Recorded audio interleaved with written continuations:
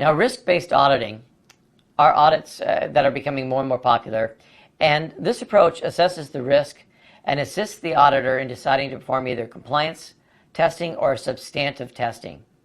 Now, the risk-based audit can help the auditor basically determine the nature and extent of testing. Now, I realize that we haven't really gotten into a full-blown discussion on what risk assessment is, and so you're going to have to kind of keep this in the back of your head that a risk basically is the threat that something will exploit a vulnerability in a control. Now, all that means, and again, you have to remember, don't think just hackers, even though we're kind of focusing on information technology.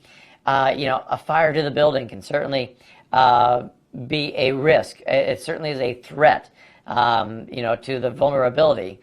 That is that your servers and routers and switches are probably not fireproof. So that's a vulnerability, isn't it?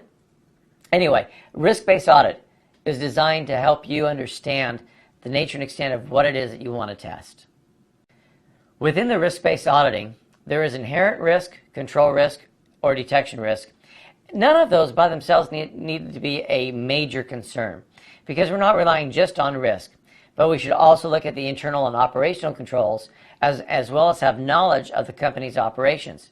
In other words, because there's no such thing as perfect security, as I've already said, there's always going to be risk. There's going to be risks of the controls we choose to use, risks that are just inherent in the nature of what we do. And it's our acknowledgement that they exist and what type of internal and operational controls are we using to reduce and minimize that risk. Now, that type of assessment can help you later on when you're doing a cost-benefit analysis of what controls are being used to help mitigate these known risks.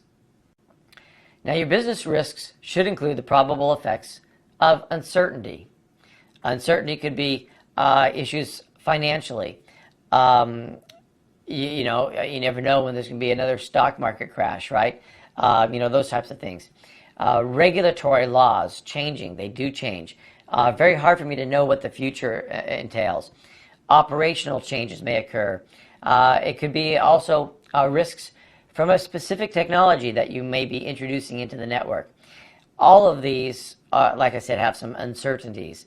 And you need to include the probable effects of some of these uncertain events. Now, uncertain doesn't mean unpredictable. It just means that these events could occur, but you're not certain if they would occur, when they would occur.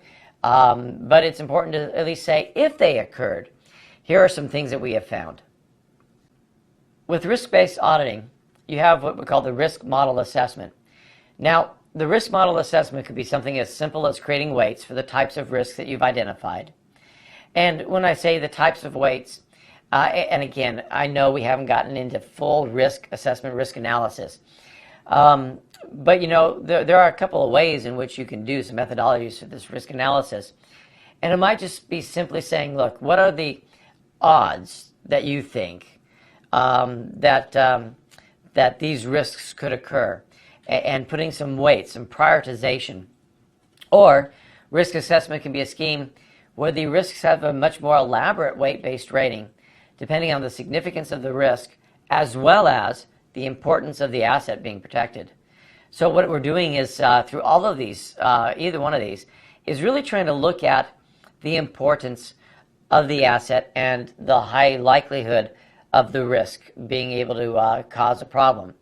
And that kind of puts a focus for us on what's most important that we should be looking at and going on from there.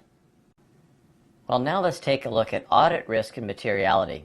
And what that means is that there is risk that the information that you create in the course of your audit might contain material errors that go undetected during the audit, meaning that there's a risk that your audit missed something. And so it's important that we understand that. Now, when we talk about some of these risks, there are things like inherent risk. That means, a risk that an error exists that can be material or significant if combined with other errors during the course of the audit. Now, that's an important aspect, right? We all know that we can and will make mistakes, and we can miss things. And you might say, well, okay, I missed it. It's just this minor little detail. But when you pile them all up, right, that could be something rather significant. There's a control risk, a risk that a material error may exist and may not be prevented or detected in a timely manner by the internal control system. A detection risk, saying that the auditor maybe used bad test procedures in trying to determine the problems. And all of that could create what we call the overall audit risk, which is a combination of all of these categories used in the audit to assess each of these specific controls. Now, an audit risk should describe the level of risk that an auditor is prepared to accept during the audit engagement. In other words, we're telling you, plan on making mistakes, plan on missing things. Now, you can set a target level of risk and then adjust the amount of detailed work that you're going to use in your plan to help minimize that risk.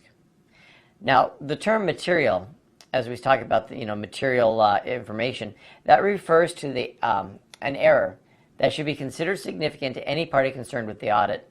And materiality is a matter of professional judgment that should include a consideration of the effect of the organization that's being audited. So as you're looking at the course of the audit risk and materiality, we understand that we can do it. We can say, all right, there is inherent risk that we could miss something. I can suggest a lot more work, maybe a lot more time, maybe it's a cost issue, to try to minimize that risk. But we realize that if we miss something, that it can be material. It could be significant to whoever it is that has hired us for the audit, and to what depth that material risk can be is what we call the materiality. And that's up to a lot of professional judgments of one person saying, oh, it's not that bad, another just saying, yeah, it's absolutely horrible. So again, it's just something that we have to look at and plan for in the conducting of our audits. Now, auditors should have a good understanding of the audit risks when they plan their audits, because again, that's where we can go in and say, I realize that there are some issues that could be material to the audit, and so we may change the plans and make them more detailed. Now, it is certainly possible that an audit sample, if you have a bulk amount of information, you might take a sample and be doing what we call the process called sampling, and that is potentially you're going to miss things, that you're not going to detect every potential error in that sample population. Now, the alternative is to look at all potential records, but again, it may not be humanly possible to review that kind of information in a timely manner, and depending on how much information, even within your lifetime. And so we know sampling is something we normally do.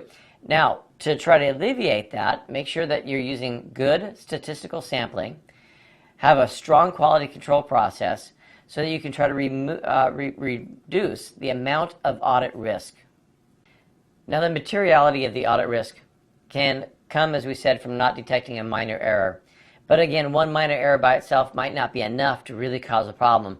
But if we have many of those, they can cascade into a larger problem. Materiality should be considered in terms of the total potential impact to an organization that can be realized through these series of minor errors.